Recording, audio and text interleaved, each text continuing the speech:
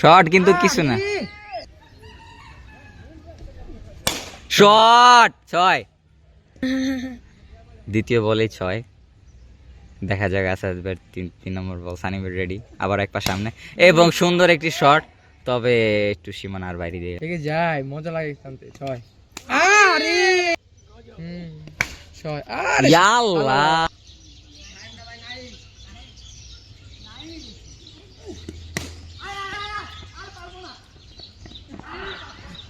আটটা জ্বালাইতে সেটাই ওদিন অনেক কষ্ট করে, পুরো ভালো কুচুকে টাকছে আগা পায় মনে হয়। নইশা আরে একটু লর ওই হিরোইন মোডে। Win mode.